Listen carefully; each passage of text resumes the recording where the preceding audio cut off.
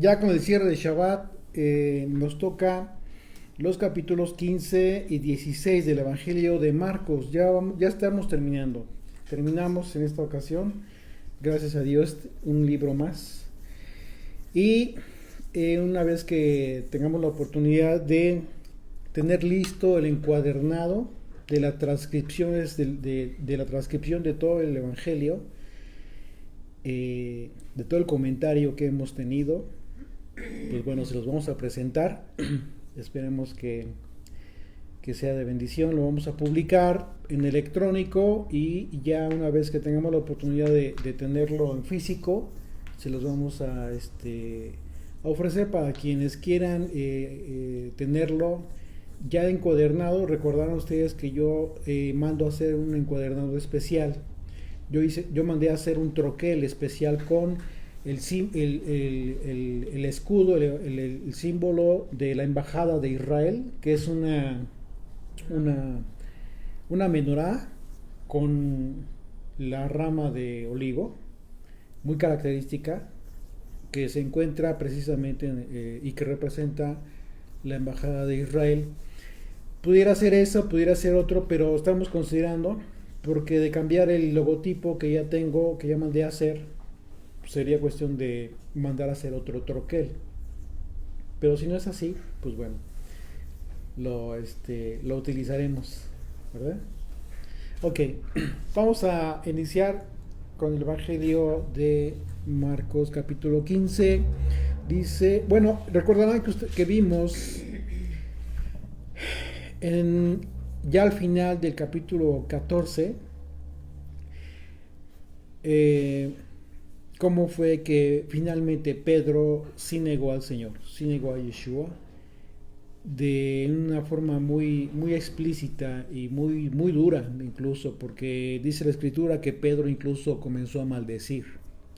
Entonces, eso es un ejemplo de hasta dónde puede llegar el temor, o incluso el negar a Dios, hasta dónde puede llegar el hombre en circunstancias difíciles, en donde puede estar incluso en riesgo su propia vida, a grado de llegar a negar a Yeshua.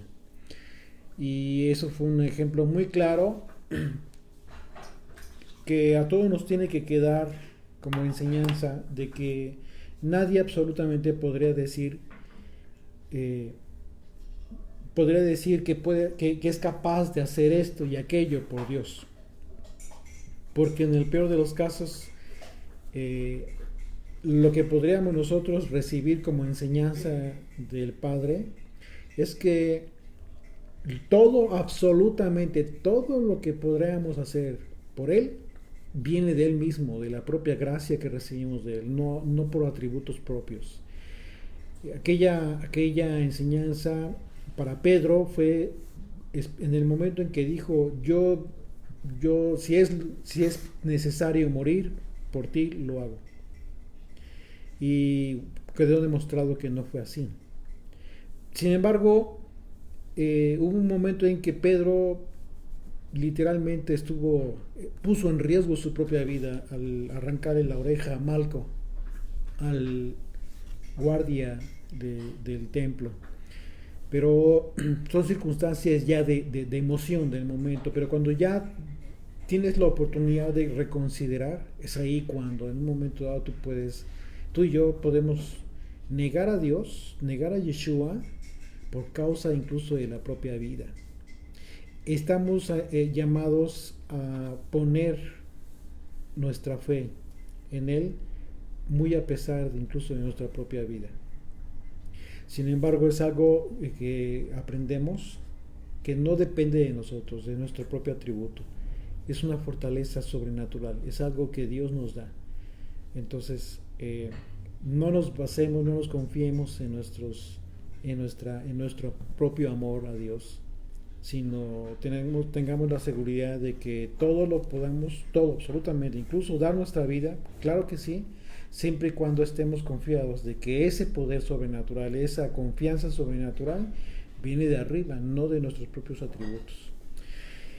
Dice desde el versículo 1, el capítulo 15 de Marcos, muy de mañana, habiendo tenido consejo los principales sacerdotes con los ancianos, con los escribas y con todo el concilio, llevaron a Yeshua atado y le entregaron a Pilato. Pilato le preguntó, ¿eres tú el rey de los judíos? Respondiendo él, le dijo, tú lo dices. Y los principales sacerdotes le acusaban mucho. Otra vez le preguntó Pilato diciendo, ¿nada respondes? Mira de cuántas cosas te acusan. Mas Yeshua ni aun con eso respondió, de modo que Pilato se maravillaba. Aquí la palabra maravillaba, en relación a Pilato, es la palabra griega zamauso, que en el contexto tiene que ver con extrañar, es decir, podríamos leerlo en ese sentido. A Pilato se extrañó, de modo que Pilato se extrañó cuando la respuesta de Yeshua fue muy parca. ¿Sí? Versículo 6. Ahora bien, en el día de la fiesta les soltaba un preso cualquiera que pidiesen. Y había uno que se llamaba Barrabás. ¿Cuál fiesta? ¿De cuál fiesta se está hablando aquí? De Pesaj. La fiesta de la Pascua, de Pesaj, exactamente. Cualquiera que pidiesen. Y había uno que se llamaba Barrabás, preso con sus compañeros de motín que habían cometido homicidio en una revuelta. Aquí nosotros estamos viendo cómo es que este preso que se llamaba Barrabás tiene un nombre muy peculiar, porque es una palabra que significa, el nombre significa hijo de Abba. Y viendo la persona que era, pudieras tú extrañarte. Sin embargo, no es de extrañarse porque no se refiere a Abba, a Dios. Es una expresión hebrea que simplemente se refiere a hijo de papá. ¿Ok? Y la raíz de la palabra está dividida en dos. La palabra Gaón, que significa altivez, arrogancia, poder, soberbia, y la palabra Abba, que significa padre. Entonces tú puedes armar el concepto del nombre de Barrabás, que podrías tú identificarlo como padre de arrogancia o altivez. Esto significa que estos atributos de Barrabás, específicamente que lo caracterizaban por su nombre, eran totalmente en contra de los atributos de Yeshua, quien se mantuvo con humildad. Lo que en este caso podría representar que el pueblo prefirió mantener los atributos que caracterizan a Satanás. Se declinó por los atributos, por todo lo que representa a Satanás, antes que decidir por los atributos que representan a Dios. ¿Por qué? Porque los atributos de Yeshua es justo lo que representa a Dios. Esos atributos que estaban representados por él, por el Mesías. Una de las palabras raíces del nombre Barrabás es la palabra Gaá, que significa crecer, engrandecerse, levantarse en magnificencia.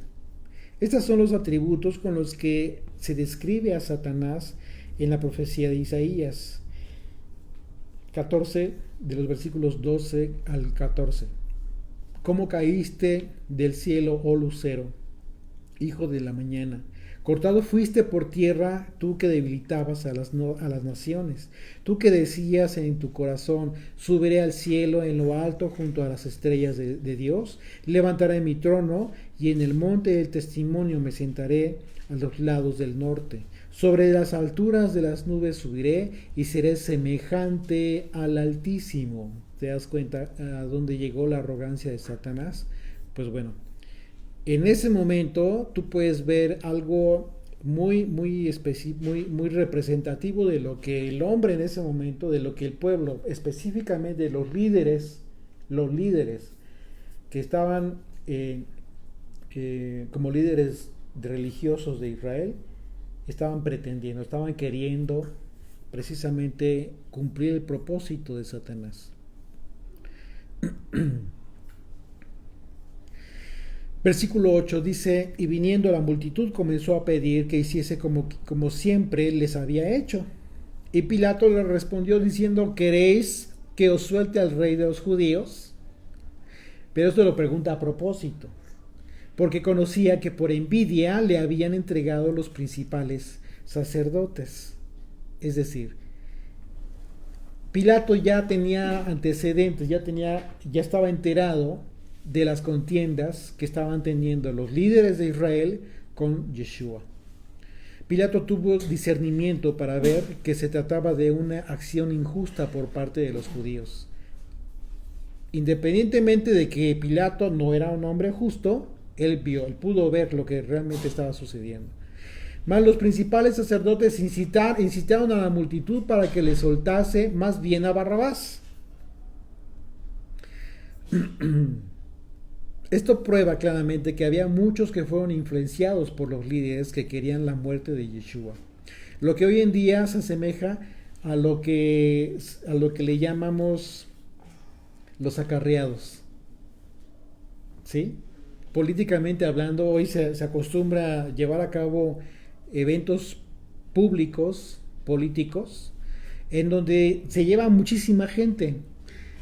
Y sorpresivamente los medios de comunicación han entrevistado a las personas que se encuentran en esos lugares y les preguntan, ¿y qué es lo que vienes a hacer? ¿O cuál es el motivo por el cual te encuentras aquí? Y la respuesta de estas personas es, pues realmente no sé, me dijeron que yo viniera. Así literal. Y en otras ocasiones, pues es que me dijeron que me iban a dar esto o aquello, una despensa, una torta, un refresco. 1,000 pesos. Tiene que ver con lo mismo. Esto es lo mismo. A final de cuentas, las cosas no han cambiado. Esto fue un aspecto político, fue una estrategia política por parte de los líderes religiosos de Israel. La comunión o la componenda de negocios que tenía con Roma el liderazgo de Israel era en ese sentido, preservar el poder en el templo. Y obviamente con eso muchas otras otros beneficios. Versículo 12. Respondiendo Pilato, les dijo otra vez: ¿qué pues queréis que haga del que llamáis rey de los judíos? Y ellos volvieron a dar voces: crucifícale. Pilato les decía: pues qué mal ha hecho. Pero ellos gritaban aún más: crucifícale. Y Pilato, queriendo satisfacer al pueblo, aquí vemos el aspecto político, es decir, Pilato sabía perfectamente que Yeshua no había hecho nada que merecía la muerte. Él lo sabía perfectamente. Por eso insistía: qué mal ha hecho. Y aquellos solamente se concretaron a decir: crucifícale. Ni siquiera se tomó el tiempo para ver pruebas, para que le presentasen algún indicio que a consideración de Pilato merecía la muerte. Él no se quiso meter en eso, dijo: me conviene políticamente hablando tener en paz a estos líderes y no pasa nada. Entonces, por eso dice: y Pilato queriendo satisfacer al pueblo. Ahora, otro aspecto importante, se dice al pueblo, pero realmente no fue todo el pueblo. Aquí tenemos que tener un discernimiento un poquito más claro. Recordemos que en días anteriores Yeshua había llegado a Jerusalén, había llegado al templo, y previamente lo recibieron con alabanzas y con gritos diciendo: bendito el que viene en el nombre del Señor. Es decir, Hosana en las alturas. ¿Por qué? Porque la gente estaba entendiendo de que se trataba del Mesías. Entonces, cuando dice la escritura que dice Pilato para satisfacer al pueblo, en un término general sí, pero específicamente estaba queriendo satisfacer a estos líderes y a aquellos que estaban como acarreados a final de cuentas. ¿Ok? Y entonces le soltó a Barrabás y entregó a Yeshua después de azotarle para que fuese crucificado. Versículo 16. Entonces los soldados le llevaron dentro del atrio, esto es el pretorio, y convocaron a toda la compañía y le vistieron de púrpura y poniéndole una corona tejida de espinas comenzaron luego a saludarle: «Sabe, rey de los judíos». Esta corona de espinas es simbólica, es muy significativa, porque las espinas representan, lo que simbolizan las espinas es maldición, ¿sí?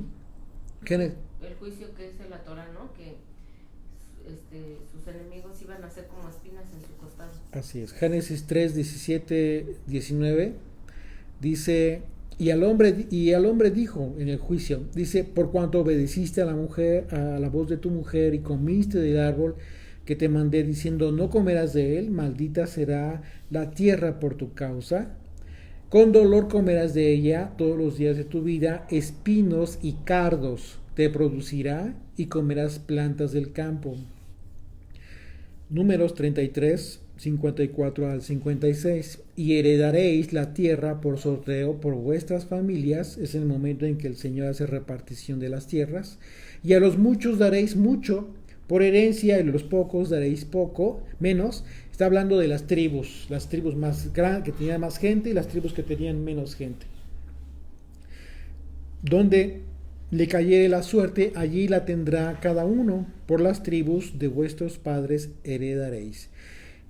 Dice: y si no echaréis a los moradores del país de delante de vosotros, sucederá que los que dejareis de ellos serán por aguijones en vuestros ojos y por espinas en vuestros costados, y os afligirán sobre la tierra en que vosotros habitaréis. Además haré a vosotros como yo pensé hacerles a ellos, es decir, la maldición. Una vez más confirmada la maldición. Lo anterior representa que Yeshua se hizo maldición porque el Padre mismo fue quien lo ofreció en sacrificio, poniendo sus manos sobre él para depositar los pecados del mundo en Yeshua. Los pecados que están representados por estas espinas y aguijones que causan dolor en el hombre. Es decir, ¿qué fue lo que sucedió? Efectivamente, sí desobedeció al Señor, sí desobedeció Israel.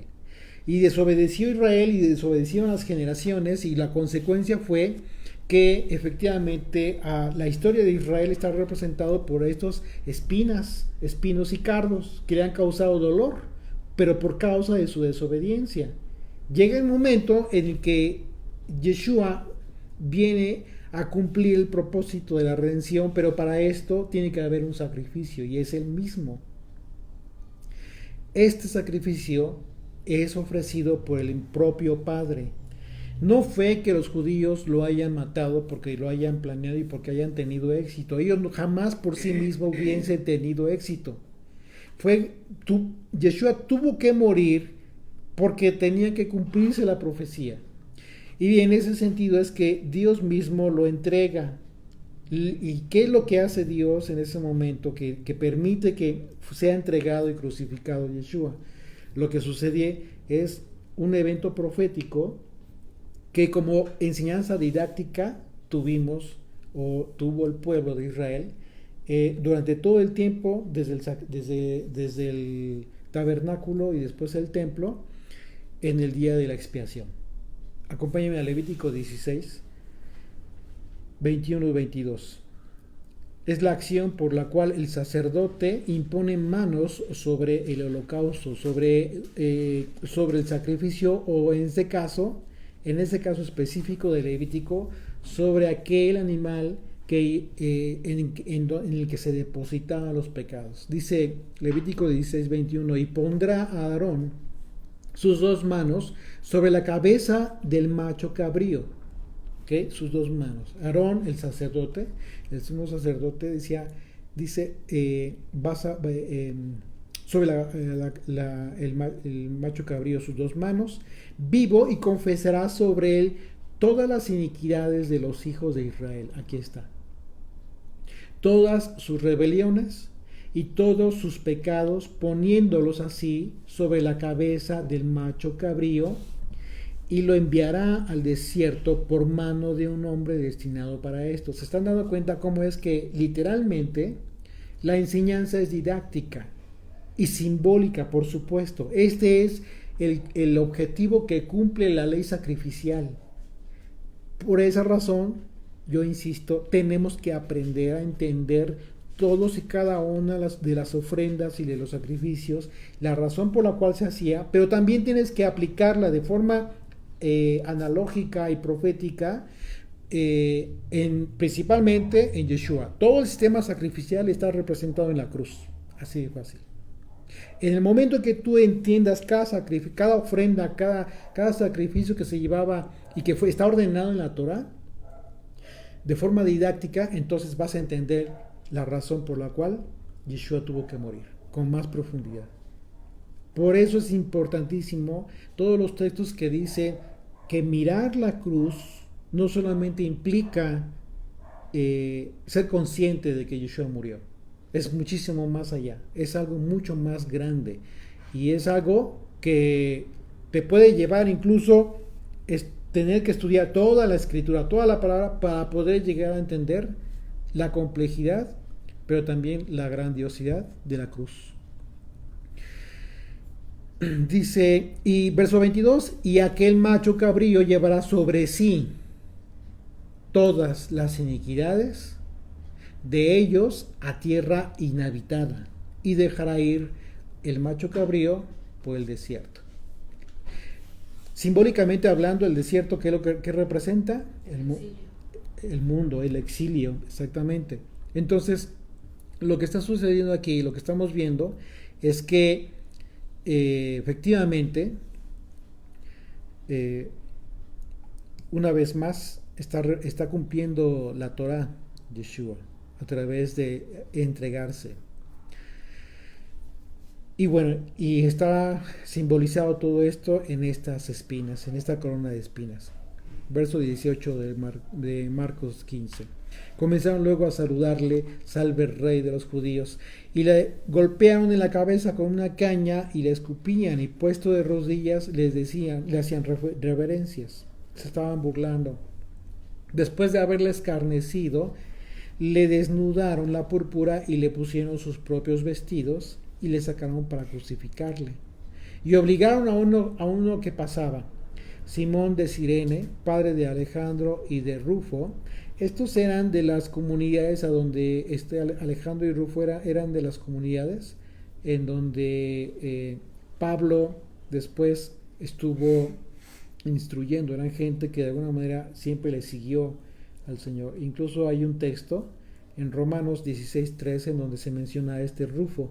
Dice, saludad a Rufo, escogido en el Señor, y a su madre y mía.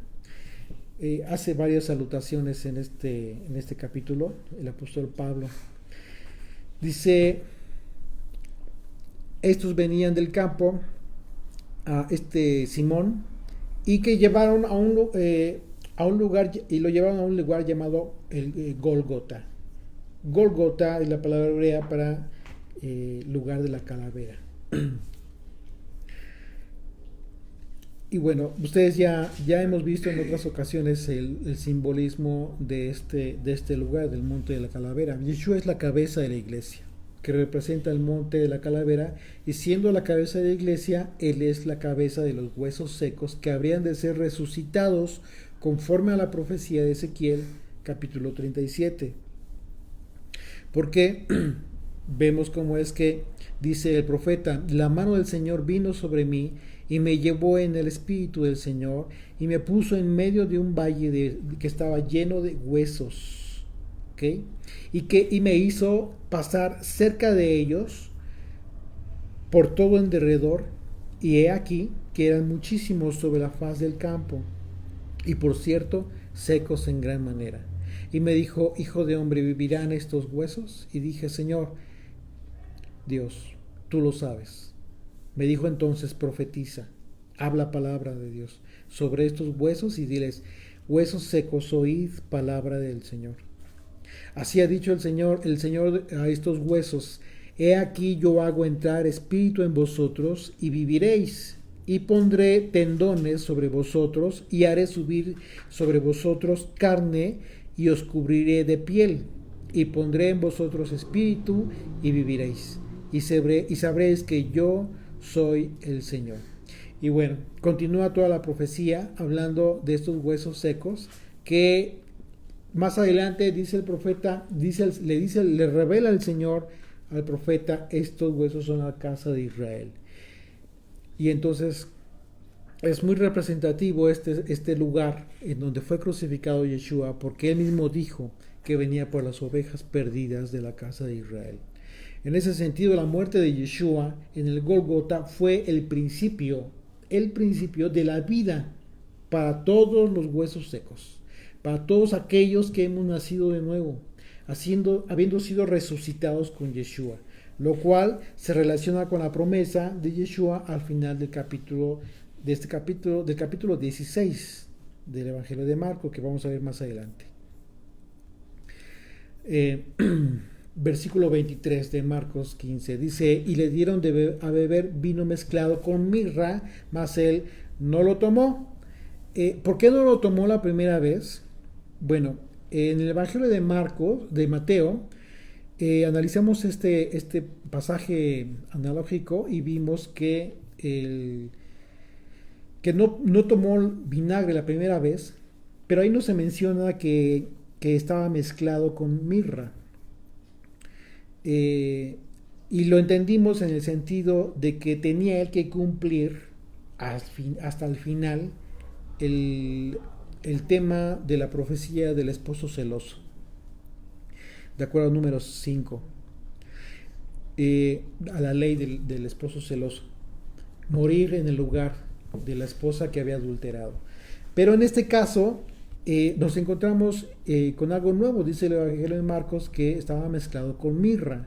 ¿Qué es la mirra? La mirra tiene que ver con en este caso, un elemento que amarga, pero también sirve como narcótico.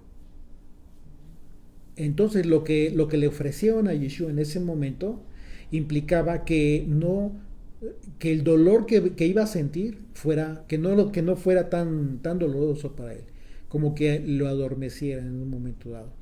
Pero no lo tomó. ¿Ustedes por qué creen que no lo tomó? Porque no quiso tomarlo. Tenía que estar consciente, ¿no?, de todo lo que iba a pasar. Exactamente.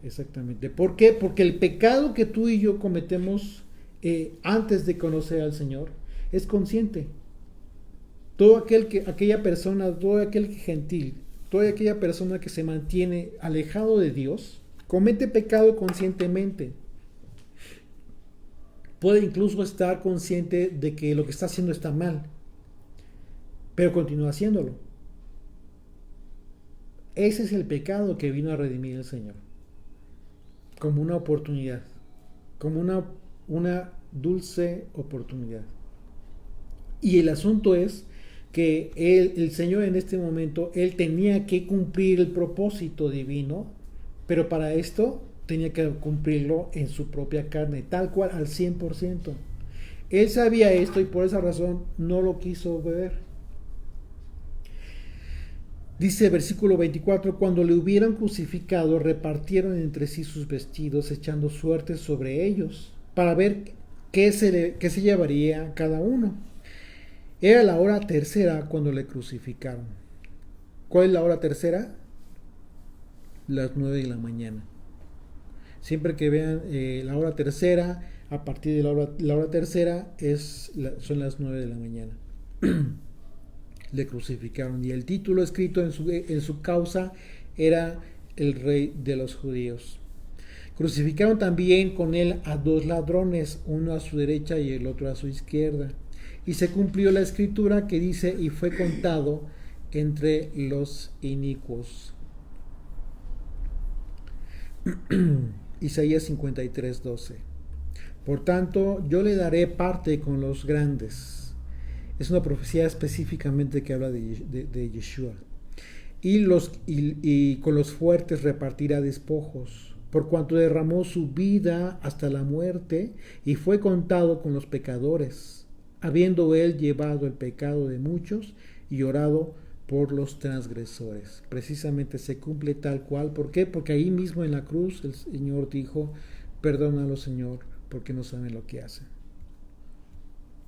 Lucas 22:37. Porque os digo que es necesario que se cumpla todavía en mí aquello que está escrito. Es decir, Yeshua está anunciando desde antes este este evento de la crucifixión. Y fue contado con los inicuos porque lo que está escrito de mí tiene cumplimiento. ¿Ok? Yeshua está citando en Lucas la profecía de Isaías. Y los que pasaban le injuriaban, meneando la cabeza y padeciendo, y diciendo, va, tú que derribas el templo de Dios y en 3 días lo reedificas, sálvate a ti mismo y desciende de la cruz. Porque ellos no pudieron entender a qué se refería el Señor, porque ellos estaban impedidos para entender que estaba hablando. En ese sentido, cuando dijo eso Yeshua, que estaba hablando de sí mismo, de su cuerpo. Cuando habló de la destrucción del templo, lo hizo en 2 sentidos. Uno, en el sentido de que literalmente, proféticamente iba a dejar de existir ese templo.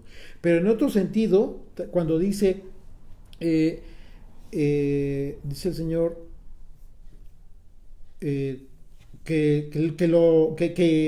derribaran el templo y Él lo levantaría en 3 días. Está hablando de su propio cuerpo, está hablando de la resurrección después de 3 días. ¿Sí? Dice Juan, capítulo 2, versículo 19. Respondió el Señor, respondió Yeshua y les dijo, destruir este templo y en 3 días lo levantaré. O sea, sí lo dijo el Señor, pero lo dijo en ese sentido. Es obvio. ¿Por qué? Porque estaba hablando de él mismo. Sálvate a ti, verso 30, dice, sálvate a ti mismo y desciende de la cruz.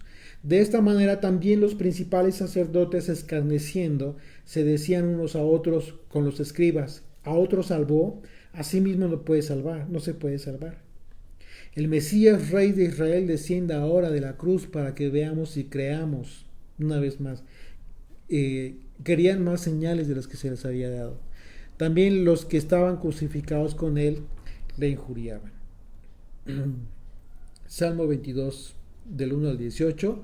Ustedes pueden ver cómo es que literalmente, todo este evento de la crucifixión, inclusive lo que los líderes de Israel le decían y meneaban la cabeza y se burlaban de él, el salmista está de manera literal profetizando el evento de la cruz. Ustedes lo pueden leer. Verso 33. Cuando vino la hora sexta, hubo tinieblas sobre toda la tierra hasta la hora novena. La hora sexta, entonces, ¿cuál es? Las 12. Las 12 del día, exactamente. Y entonces dice, hubo tinieblas sobre toda la tierra hasta la hora novena, hasta las 3 de la tarde. El momento en que el Señor murió. Dice verso 34, y a la hora novena, Yeshua clamó a gran voz, diciendo, Eloi, Eloi, lama sabactani, que traducido es, Dios mío, ¿por qué me has desamparado? Esto es bien importante que lo podamos entender en el contexto en el que Yeshua clama esto. Yeshua estaba... como lo comentamos hace un momento, Yeshua estaba cargando con el pecado del mundo. Y Dios no tiene comunión con el pecado. Esa es la razón por la cual Yeshua se expresa así. Es decir, Él dice, Dios mío, ¿por qué me has desamparado? La palabra desamparado que se utiliza aquí es la palabra enkataleipo, que tiene que ver con inicialmente dejar atrás, ¿sí? Dejar atrás, pero también en un sentido bueno. Puede ser expresado en un sentido bueno, como permitir que se quede, o dejar atrás en un sentido malo, ¿sí? Como de desparramar o desertar, ¿sí? Desamparar literalmente o desertar. Entonces, por esa razón, Yeshua hace esta expresión, pero él sabe, él es consciente de la razón por la cual está sucediendo esto. ¿Por qué? Porque precisamente la causa de haber cargado con el pecado del mundo, en ese momento le separaba de Dios. Iba a estar separado de Dios. Cuando imagínate el grado de aflicción del Señor, si Él siempre ha sido uno con el Eterno. Él es ejad con el Eterno. Entonces imagínate en ese momento en el que dejó de tener comunión con Él, con el Padre. Génesis 6:3 es una razón muy clara de la razón por la cual el Señor, Él mismo sintió que Dios le desamparó. Y dijo el Señor: no contenderá mi espíritu con el hombre para siempre, porque ciertamente Él es carne, mas serán sus días 120 años. Es decir, dice, no contenderá mi espíritu con el hombre para siempre, porque eres carne. Es decir, Yeshua estaba en la condición de hombre. Siempre que dijo, cuando se refirió al Hijo del Hombre, siempre se refirió a él mismo. ¿Pero por qué? Por el tema de la condición de carne. ¿Sí?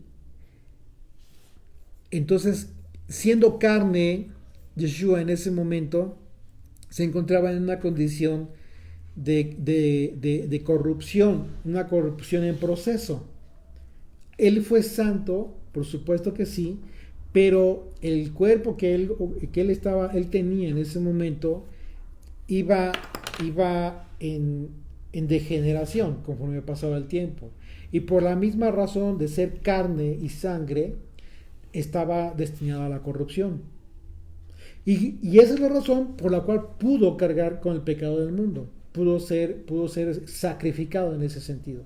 De otra manera nunca hubiese podido el Señor depositar el pecado en él. Siendo espíritu, no. ¿Por qué? Porque continuaría con su calidad de santidad. Tuvo que haberse hecho pecado el Señor. Dice versículo 35, y algunos de los que estaban allí decían al oírlo: mirad, llama a Elías. Y corrió uno, y empapando una esponja en vinagre y poniéndola en una caña, le dio a beber, diciendo: dejad, veamos si viene Elías a bajarle. Mas Yeshua, dando una gran voz, expiró. Entonces el velo se rompió, se rasgó de arriba a abajo. Se rasgó en dos, de arriba a abajo.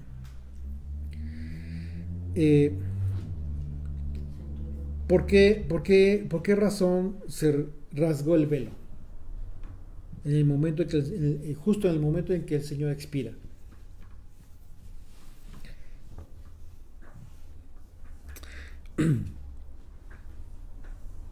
Recordemos que ¿qué función tenía? ¿Cuál es la función que tenía el velo en el templo? Primero en el tabernáculo y después en el templo. Separar el lugar santo del lugar santísimo. Exacto. Separaba el lugar santísimo del lugar santo. Allí se encontraba el velo. A ese lugar entraba el sumo sacerdote solamente una vez al año. ¿Ok? Justamente en el día de Yom Kippur. En el día de la expiación. Pero se rompe. O sea, y vamos a ver más adelante que los soldados hicieron esta expresión: verdaderamente este era el Hijo de Dios. ¿Ustedes por qué creen que dijo eso? Que si estaba en ese lugar, él no vio que se rompió el velo. Exactamente, porque tembló. En el Evangelio de Mateo vemos que se llevan a cabo acontecimientos impresionantes. Aquí también lo dice, ¿no? Que tenían 3 horas de estar en tinieblas y luego tiembla la tierra. Sí, pero aquí dice, solamente se refiere a eso. Dice versículo 33, cuando vino a la hora sexta hubo tinieblas sobre toda la tierra hasta la hora novena, y a la hora novena Yeshua exclamó. No te da más datos. Ves el Evangelio de Mateo, donde te arroja más información en relación al tema, y te dice que hubo tinieblas, pero te dice que tembló la tierra, y te dice que resucitaron muertos y se presentaron en la ciudad. Imagínate lo que sucede. Entonces, por supuesto que todos estos eventos, acontecimientos, pues sí los vieron los que estaban ahí, y esa es la razón por la cual el centurión romano dijo, verdaderamente este era el Hijo de Dios. Dice, me quedé en el versículo... ok. Entonces, aquí lo interesante es que se rasga en dos el velo, se rompe. El velo implicaba una separación del lugar santo en donde se encontraban los sacerdotes llevando a cabo todo el trabajo del templo y con el lugar santísimo. Había una separación. Si se rompe el velo, entonces, ¿qué implicó esto para ti y para mí? Sí, ok, primer evento profetizado. El templo de Jerusalén iba a dejar de existir, iba a ser destruido y fue anunciado por Yeshua, fue profetizado. Ya no iba a haber, entonces en consecuencia ya no iba a haber sistema sacerdotal, ya no iba a haber sacrificios, etc. Entonces, ok. Pero aquí vemos una clave muy importante. Se rompe el velo. El velo era lo que te separaba a ti, separaba al sacerdote. El sacerdote, el intermediario, era el que llevaba a cabo la expiación por él, por los suyos y por el pueblo, confesando las iniquidades del pueblo, como lo vimos en Levítico. Entonces, ya no iba a existir este velo y tampoco ya no iba a existir sacerdocio. Lo que te está implicando de forma muy clara es que Yeshua, a partir de ese momento, se estaba constituyendo como sumo sacerdote, y entonces la entrada al lugar santísimo era solamente a través de él. Él es el único que te brinda el acceso directo al lugar santísimo, al Padre. Ya no hay intermediarios humanos, sino hay solo uno, el sumo sacerdote que se encuentra en los cielos, ejerciendo la labor sacerdotal, por supuesto. Él continúa en el tabernáculo celestial llevando a cabo esta función de sacerdocio. Pero ya no hay velo, ya no hay absolutamente nada que a ti te impida acercarte al Padre. Exactamente, eso es una. Y otra forma en que lo puedes tú entender es que en la medida en que todos estamos siendo constituidos una nación santa, una nación de sacerdotes, en ese momento tenemos el acceso libre al Padre, porque ya no hay templo, ya no hay un impedimento. Esta cortina, este velo que se rompió, implicaba un impedimento, una limitación, pero a partir de que el Señor entregó su vida, ya no existe. Pero la condición para que tú tengas acceso al Eterno, al Padre, entonces, ¿cuál es? Voy a aplicar el término que estuvimos estudiando ayer y antier, hoy en la mañana y ayer. Que te subas a la barca de salvación, que te subas que permanezcas en él, que permanezcas en Yeshua, en el único que te va a proveer de la salvación eterna. Porque el día que tú abandones este mundo, finalmente tienes una esperanza, y la esperanza es de que tengas una vida con él, una vida eterna. Versículo 39, y el centurión que estaba frente a él, viendo que después de clamar había expirado, así dijo, verdaderamente este hombre era hijo de Dios. También habían algunas mujeres mirando de lejos, entre las cuales estaba María Magdalena, María la madre de Jacobo, el menor, y de José, y Salomé, quienes cuando él estaba en Galilea, le seguían y le servían, y otras muchas que habían subido con él a Jerusalén. Esto es muy importante, porque hoy en día, igual que todos estos que le servían, nosotros podemos decir igual que servimos a Yeshua, que le servimos al Señor. De la misma manera en que estos que le vieron crucificado y que le sirvieron en Galilea.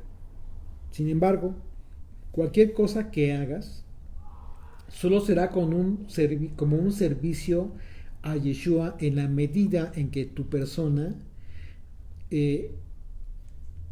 se vea el reflejo de este fruto de la aflicción del Señor, de la aflicción de Yeshua. De otra manera, no podrías tú decir que está cumpliéndose ese propósito. En la medida en que tu vida se cumpla el propósito por el cual Él entregó su vida, cuando tú vuelvas al Padre a través de su Hijo, cumpliendo toda su enseñanza, todas sus disposiciones, todo el consejo, el buen consejo que Él nos entregó y nos legó y tenemos por escrito, en esa medida, es como puedes tú decir que efectivamente se está cumpliendo en ti está el motivo de la aflicción, el fruto de la aflicción de Yeshua. Versículo 42. Cuando llegó la noche, porque la preparación, es decir, la víspera del día de reposo, estamos hablando de el día en que fue crucificado el Señor, es decir, el día 15, el día 14 de Aviv, ¿sí? El día todavía 14 de Aviv, unas horas antes de anochecer, que es precisamente cuando se celebra Pascua y panes sin levadura. En esa misma noche, pero antes dice versículo 43, José de Arimatea, miembro noble del concilio, que también esperaba el reino de Dios, vino y entró osadamente a Pilato y pidió el cuerpo de Yeshua. Pilato se sorprendió de que ya hubiese muerto y haciendo venir al centurión, le preguntó si ya estaba muerto. E informado por el centurión, dio el cuerpo a José. El cual compró una sábana y quitándolo, lo envolvió en la sábana y lo puso en el sepulcro que estaba cavado en una peña, e hizo rodar una piedra en la entrada del sepulcro. Y María Magdalena y María, madre de José, miraban dónde lo ponían. Cuando pasó el día de reposo, María Magdalena, María, madre de Jacobo, y Salomé prepararon especies aromáticas compraron especies aromáticas para ir a ungirle.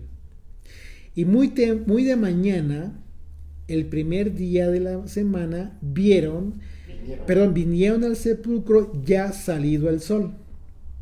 Fíjense, aquí está la gran confusión, porque muchos aseguran que Yeshua resucitó el primer día de la semana, pero la escritura nos dice que resucitó el primer día de la semana. Lo que dice la escritura es que estas mujeres llegaron al sepulcro el primer día de la semana, ¿ok? Pero cuando llegaron ya no estaba el Señor, dice versículo 3, pero decían entre sí, ¿quién nos removerá la piedra de la entrada del sepulcro? Pero cuando vieron removida la piedra, que era muy grande. Y cuando entraron en el sepulcro, vieron a un joven sentado al lado derecho, cubierto de una larga ropa blanca, y se espantaron. Mas él les dijo, no os asustéis, buscáis a Yeshua Nazareno, el que fue crucificado. Ha resucitado, no está aquí. Mirad el lugar en donde le pusieron.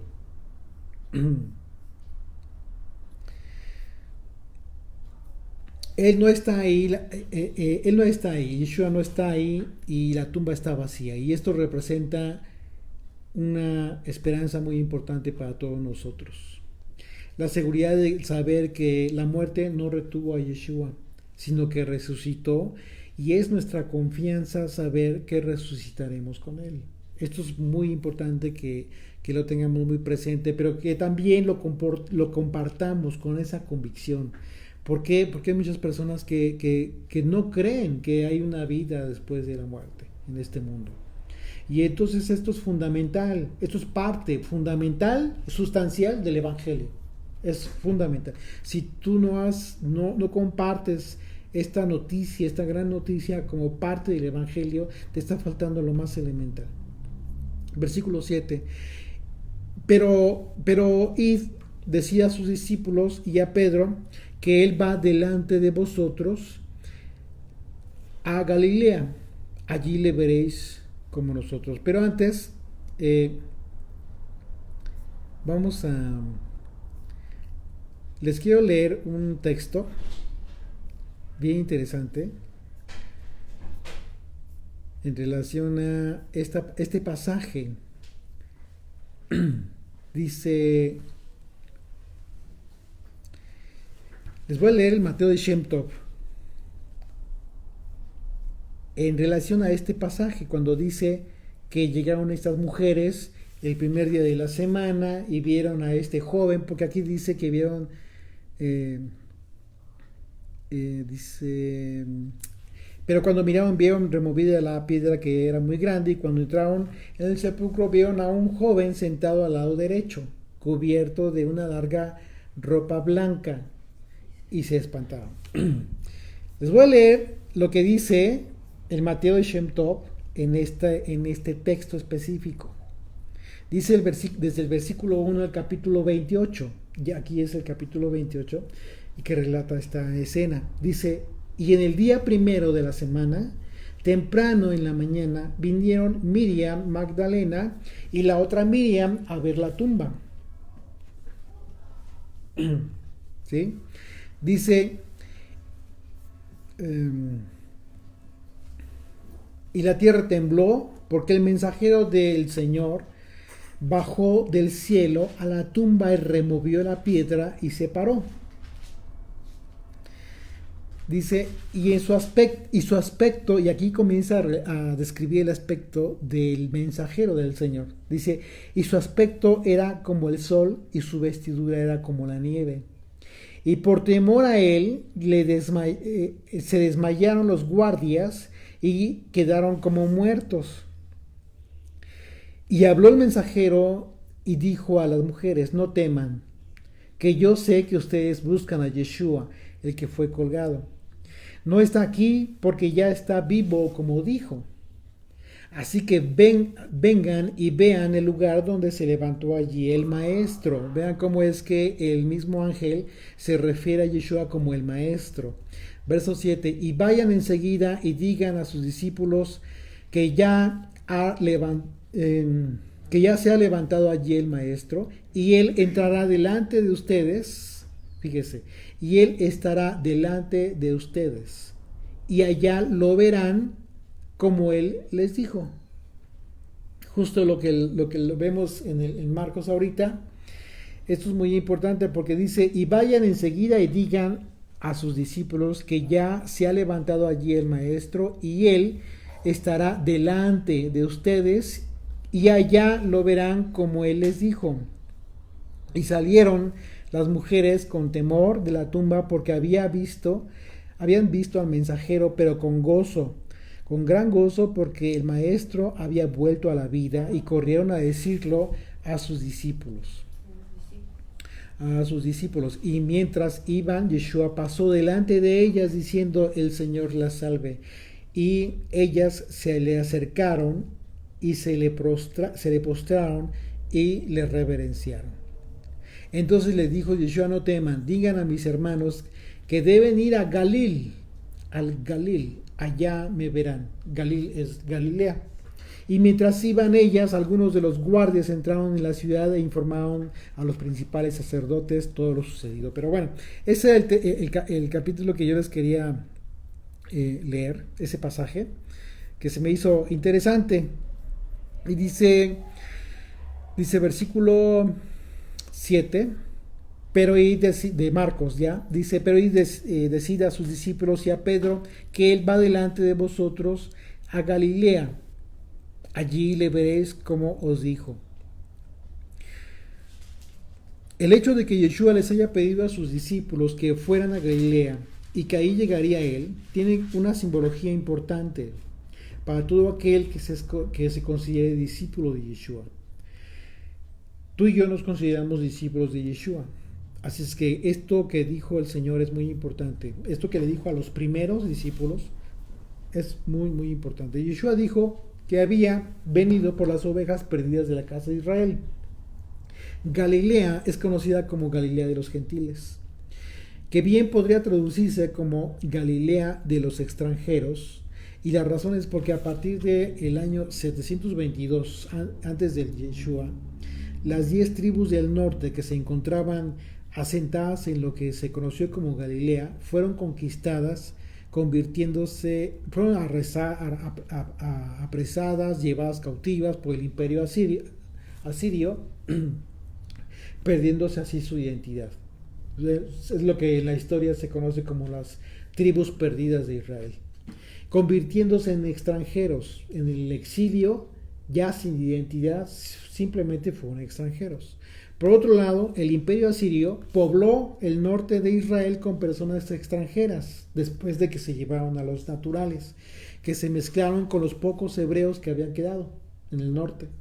De manera que el hecho de que Yeshua haya enviado a los discípulos a ese lugar representa el hecho de que tú y yo, que nos consideramos discípulos de Yeshua, siempre que vayamos a hablar de su doctrina, siempre que vayas a hablar de su doctrina, ¿sí?, Él estará delante de nosotros. Porque le dice, Él estará delante de ustedes. Y con el fin de ser prosperados en el mensaje del Evangelio, a fin de cumplir nuestra encomienda. Entonces, es importantísimo que tú entiendas cuando dijo el Señor, vayan, yo iré delante de ustedes. Claro, ¿por qué? Porque estás hablando su enseñanza. Pero si tú vas y te pones a hablar judaísmo, si te pones a hablar tradición, si te pones a hablar Kabbalah, o sea, Kabbalah disfrazada de mesianismo, cuidado, tengan mucho cuidado, porque hay infinidad de información ya ahorita que se ha divulgado y que se ha querido acomodar al aspecto mesiánico, pero que realmente tiene un trasfondo de enseñanza de Cábala, de enseñanza de tradición, de enseñanza de judaísmo. Así es de que no. Si es así como tú lo quieres hacer, adornar, no te va a resultar. El Señor no estará delante de ti. Estará delante de ti por cuanto le honres hablando sus palabras. Verso 9.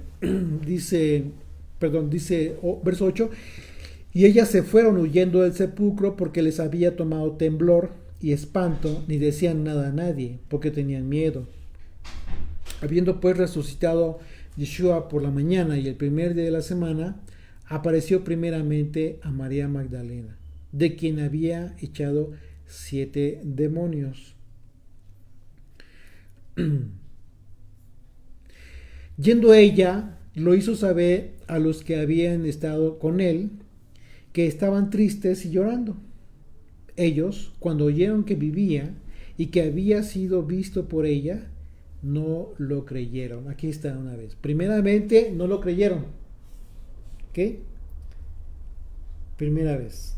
Versículo 12. Pero después apareció en otra forma a 2 de ellos que iban de camino yendo al campo. Ellos fueron y lo hicieron saber a los otros a los otros, y ni aún a ellos creyeron. 2 veces. Ojo, ya lo están negando. Verso 14. Finalmente se apareció a los 11 mismos, estando ellos sentados a la mesa, y les reprochó su incredulidad. Fíjense bien el contexto. El contexto es la incredulidad. El contexto de las palabras que va a decir después. Todo está ligado. No te desconectes. Finalmente se apareció a los 11 mismos, estando ellos sentados a la mesa, y les reprochó su incredulidad y dureza de corazón, porque no habían creído a los que le habían visto resucitado.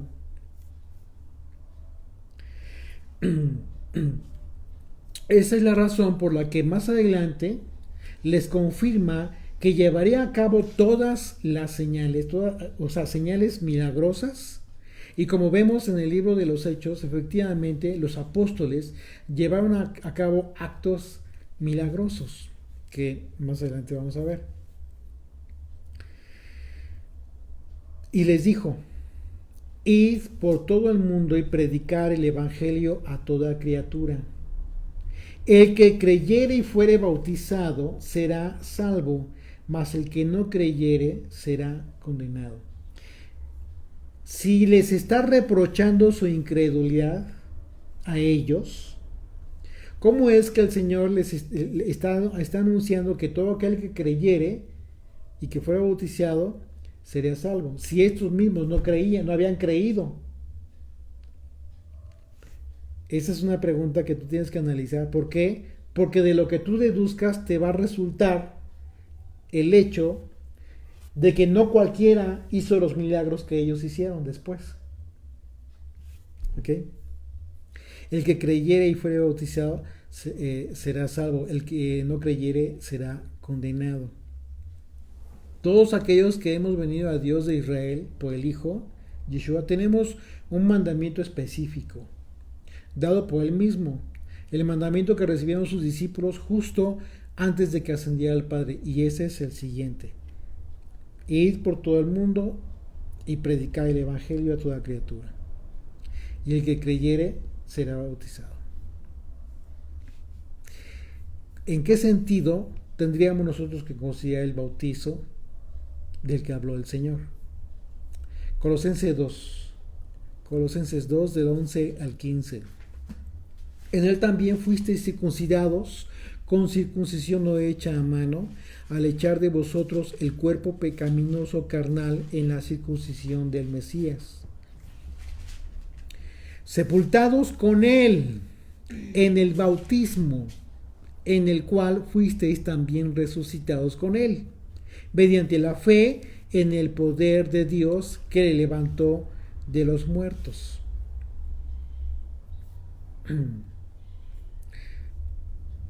Y a vosotros, estando muertos en pecados y en incircuncisión de vuestra carne, os dio vida juntamente con él, perdonándoos todos los pecados, anulando el acta de decretos que había contra nosotros, que nos era contraria, quitándola de en medio y clavándola en la cruz. ¿Ok? Aquí ya entendemos entonces Yom Kippur. Ya entendemos el sacrificio del Señor. Ya entendemos que fue Dios quien puso los pecados sobre el Señor. Y despojando a los principados y a las potestades, los exhibió públicamente, triunfando sobre ellos en la cruz. ¿Por qué en la cruz? Pues por esa razón, porque en ese mismo momento se constituyó como sumo sacerdote, y en ese mismo momento fue que tuvieron la señal del velo roto. ¿Okay? Dice versículo 17: y estas señales seguirán a los que creen. ¿Ok? Si ya entendiste que a estos les estaba reprochando el Señor por no haber creído, ¿quiénes crees tú que eran los principales? ¿Para quiénes eran estas señales? Pues principalmente para ellos. Yeshua está haciendo una referencia a ellos mismos, a sus propios discípulos. Es decir, que si ellos creían, entonces harían estas señales. Esa es la razón por la cual no vemos registro después de que esos mismos milagros se vieran después de ellos. Dice: en mi nombre echarán fuera demonios. Y sí, tal cual así fue. Hechos capítulo 16, del 16 al 18, dice: aconteció que mientras íbamos a la oración, nos salió al encuentro una muchacha que tenía espíritu de adivinación, la cual daba gran ganancia a sus amos adivinando. Esta, siguiendo a Pablo y a nosotros, daba voces diciendo: estos hombres son siervos del Dios Altísimo, quienes os anuncian el camino de salvación. Y esto lo hacía por muchos días. Mas desagradando a Pablo, éste se volvió y dijo al espíritu: te mando en el nombre de Yeshua, del Mesías, que salgas de ella. Y salió en aquella misma hora. Tal cual lo hacía el Señor. Tal cual. ¿Se dan cuenta? Así lo hacía Yeshua. Y hablarán nuevas lenguas. Tal cual. Capítulo 2 de Hechos. El momento preciso en el que estaban todos unánimes juntos. ¿Quiénes? Los discípulos de Yeshua, los creyentes en Yeshua. Y de repente vino del cielo un estruendo como de un viento recio que soplaba, el cual llenó toda la casa donde estaban sentados. Y se les aparecieron lenguas repartidas como de fuego, asentándose sobre cada uno de ellos, y fueron todos llenos del Espíritu Santo, y comenzaron a hablar en otras lenguas, en otros idiomas, según el Espíritu les daba que hablasen. Imagínense, por supuesto, en ellos se cumplió precisamente esta gran promesa que les hizo aquí el Señor. El que creyere y fuere bautizado será salvo, mas el que no creyere será condenado. ¿Por qué? Porque el bautizo del que está hablando aquí Yeshua es el bautizo por el Espíritu de Dios, por el Espíritu Santo, que va mucho más allá, que tiene que ver toda una implicación mucho más importante que la sumersión en aguas, que es un acto meramente simbólico. Lo que no es meramente simbólico es este bautizo del que está hablando Yeshua. ¿Ok? Verso 18, tomarán en las manos serpientes y si bebieren cosa mortífera no les dará daño. Sobre los enfermos pondrán sus manos y sanarán. No, hay cosas impresionantes. Hechos 19, 11 y 12. Y hacía Dios milagros extraordinarios por mano de Pablo, de tal manera que aún se llevaban a los enfermos los paños o delantales de su cuerpo, y las enfermedades se iban de ellos, y los espíritus malos salían. Así, sin estar presentes ellos. Imagínate esto, pues simplemente Dios, como señal profetizada en ese mismo momento en que les reprochó su incredulidad. Versículo 19 dice, y el Señor después que les habló fue recibido arriba en el cielo y se sentó a la diestra de Dios. Y ellos, saliendo, predicaron en todas partes y ayudándoles el Señor y confirmando la palabra de Dios con las señales que la seguían. Amén. Esta es la confirmación de que el poder que Yeshua les prometió como señales de hacer milagros solamente fue conferido a los apóstoles de Yeshua para testimonio, ese tipo de señales, para testimonio de las generaciones posteriores.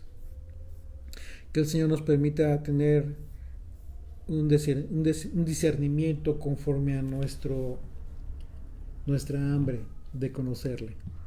Que el Señor permita que este caminar que nosotros tenemos sea consciente de la condición en la que nos encontramos, pero también muy consciente de la condición a la que nosotros aspiramos. Y conscientes, por supuesto, de que nosotros, por nuestros propios méritos, no podemos avanzar. Somos inútiles. Necesitamos de Él. ¿Ok? Haz una oración. Sí.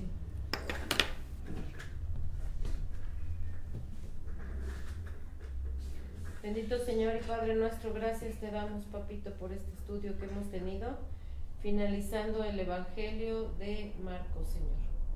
Gracias porque Marcos nos muestra, Padre eterno, otra faceta de tu ministerio, Señor. Gracias porque podemos ver tu poder y tu gloria a través de estos capítulos, Señor, de tu entrega, de tu sacrificio, Señor. Gracias porque abriste ese velo, porque podemos entrar libremente, Señor, al lugar santísimo y a través de ti rogar al Padre, para que nos perdone, para que podamos servirte, Señor. Gracias, papito, porque muchas mujeres te seguían y queremos subir contigo, Señor, a Jerusalén, de Galilea a Jerusalén, del lugar de los extranjeros. Señor, queremos subir a Jerusalén, Padre eterno, para encontrarnos contigo, Señor, alabarte y glorificarte, Padre, en esta Jerusalén celestial. Te bendecimos, Señor, y te pedimos que esta palabra que ha sido derramada este día quede grabada en nuestras mentes y en nuestros corazones, Padre, para poder obedecerte y llevar este evangelio a toda criatura, Señor. que tu Espíritu, Señor, nos bautice, que tu Espíritu, Señor, nos llene para que podamos llevar tu palabra a toda criatura. En el nombre y por los méritos de Yeshua. Amén. Amén.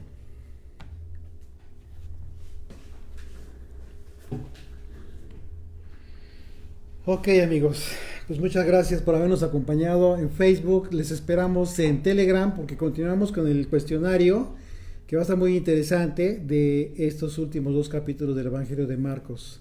Les esperamos. Muchas gracias.